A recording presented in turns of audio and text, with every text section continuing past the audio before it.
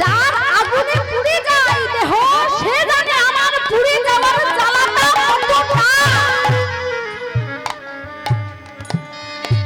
কিন্তু যার পুড়ে না সে কি জানবে যে ওই জ্বালাটা কতটা? সে কি জানবে?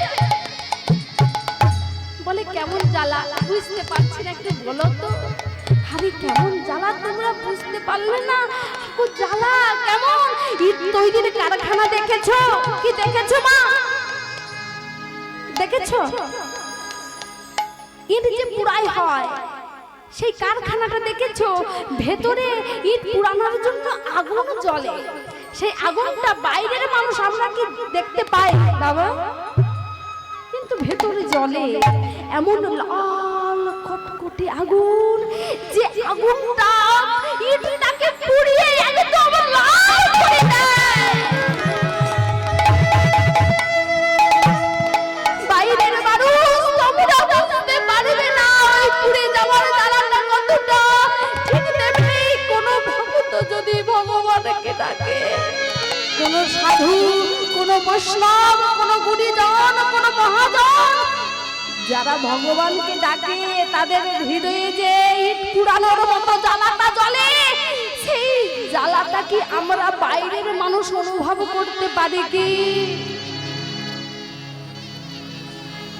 পারি না। বলে পারবো, তবে কখন? যখন গুরু চরণ আশ্রয় করব, গুরুর মতো আমরা যখন হাগুর কোথায় গৌর, হাগুর তুমি কোথায়, তুমি দেখা দাও, তুমি দেখা দাও। আমি যে তোমার জন্য বসে আছি তুমি কি বুঝতে পারছো না? আমি যে তোমার জন্য কাঁদছি বসে, তুমি কি বুঝতে পারছো না? ও দয়াময়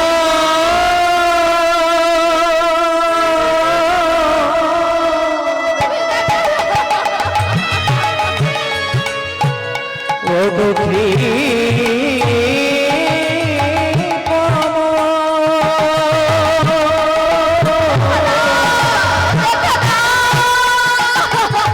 তুমি দেখা না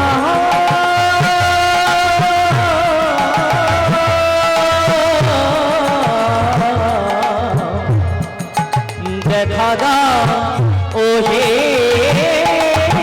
দিনের দয়া ও করুণা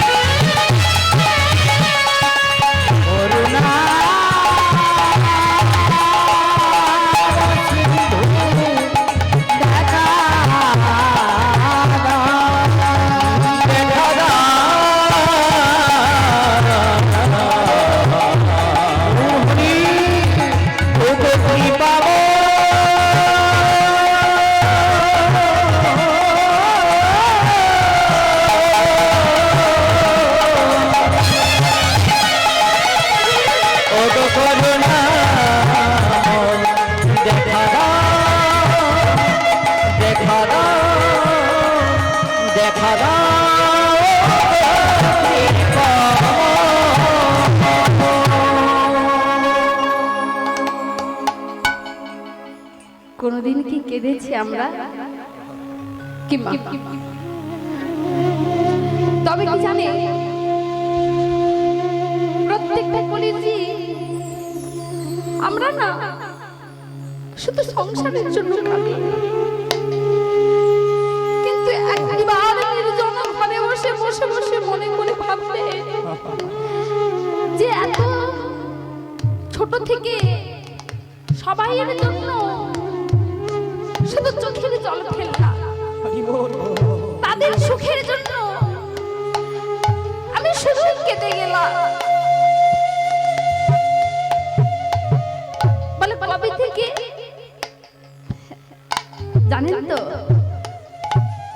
যখন আমরা প্রত্যেকে মাতৃগর্ভে থাকি, মাতৃগর্ভে খুব যন্ত্রণা, খুব জ্বালা, খুব কষ্ট, অন্ধকার, কৃমিকীটের দংশন, তখন সহ্য করতে না পেরে তখন কাঁদি।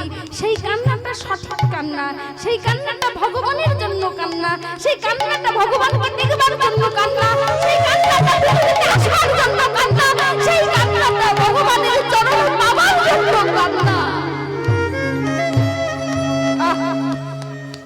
যখন আর পাচ্ছি না, 10 মাস 10 দিন পূর্ণ হতে যায়, কি কৃমিকীটের দংশ, অন্ধকার ঘর, পাচ্ছি না, দয়াময়কে ডাকছি, ভগবান তুমি পার করে দাও। প্রত্যেকটা মানুষ ডেকেছি, প্রত্যেকটা কলির জীব আমরা ভগবানের চরণে আছাড় খেয়ে পড়ে ভগবানকে ডেকেছি, তার চরণ ধরে আমরা বলেছি, ভগবান ছুটে এসেছে প্রত্যেকটা মানুষের জন্য, প্রত্যেকটা কলিজীবের জন্য। ঊর্ধ্বপদে হেডমুন্ডে উপর দিকে পাশ, এই দুই পায়ের মাঝখানে ভগবান এসেছে। দয়াময়, দয়াময় তুমি পার করে দাও, আমি পাচ্ছি না, জ্বালা, কষ্ট।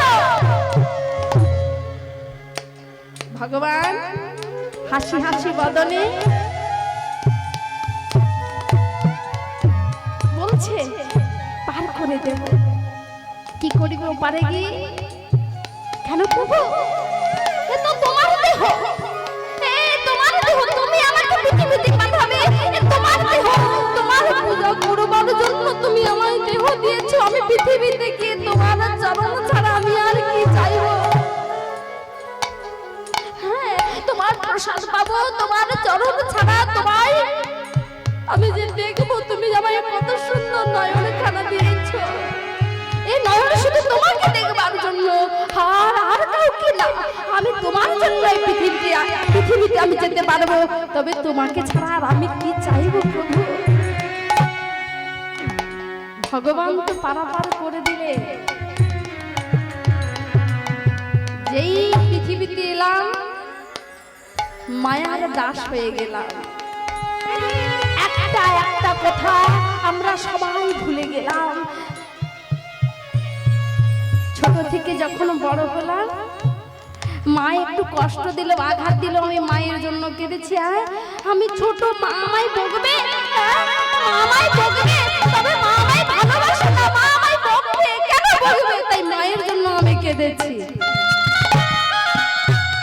যখন বড় হলাম, স্কুল কলেজে গেলাম, কলেজের ছেলে মেয়েরা আমায় দেখে উপহাস করছে, ঠাট্টা করছে। কেন? বলি ওর সাথে কথা বলিস না। হ্যাঁ, ওকে, হ্যাঁ, গরিবের একটা মেয়ে, ওর সঙ্গে কি কথা বলবি? বলিস না, বলিস না। সবাই আমার থেকে দূরে সরে গেল। আমি তাদের জন্য কাঁদলাম, মনে মনে ভাবলাম তোদের এত ভালোবাসি, তোরা আমায় একটু আঘাত দিলি। যখন আরো বড় হয়ে গেলাম, পিতামাতা আমার বিয়ের ব্যবস্থা করে দিল। বিয়ে হয়ে গেল। তা বিয়ে যখন হয়ে গেল, কিছুদিন যাবার পর স্বামী আমায় একটু দুঃখ দিল, আমায় কষ্ট দিল। আমি স্বামীর জন্য কাঁদলাম। কথাটা একটু মন দিয়ে শুনবেন, আন্দিকে মন দেবেন না। কথাটা একটু মন দিয়ে শুনবেন, যে আমরা পৃথিবীতে এসে ধাপে ধাপে কি করে গেলাম। স্বামী আমায় বকেছে, স্বামীর জন্য কেঁদেছি। আমি আমার বাপের বাড়ি ছেড়ে দিয়ে শ্বশুর বাড়িতে এলাম, তোমাকে আশ্রয় করে এলাম। পিতা মাতাকে ভুলে তোমাকে আমি আপন করলাম, আর তুমি আমায় আঘাত দিলে। স্বামীর জন্য কাঁদলাম। সন্তান হলো, সন্তান আমায় একটু কষ্ট দিল।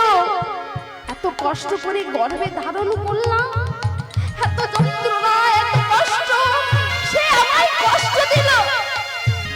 সন্তানের জন্য কাঁদলাম। সন্তান বড় হলো, বিয়ে দিয়ে দিলাম। এবার বৌমা আনলাম, বৌমা এনেছি। তা বৌমা যখন এলো, তখন বয়সটা আমার অনেকটা গড়িয়ে গেল, প্রায় বৃদ্ধ। ঠিক মতো চলতে পারি না, কাজকর্ম করতে পারি না, চোখে দেখতে পাই না। বৌমা আমায় কিছু কটু কথা বলল। মনে মনে ভাবলাম ছোট থেকে সংসারের জন্য করতে করতে জীবনটা আমার শেষ হয়ে গেল। আবার বৌমা আঘাত করলো, তার জন্য কাঁদলাম। নাতি নাতনি হলো, একদম বুড়ি হয়ে গেলাম। বুড়ি হয়ে গেলাম আর আমি ভালোভাবে চলতে পারি না। লাঠিটা ধরে কেমনি চলতে পারছি, মানে লাঠি না হলে আমি চলতে পারবো না। তখন বাড়িতে বসে বসে ভাবলাম, দয়াময় কৃপাময়, ছোট থেকে শুধু সংসারের জন্য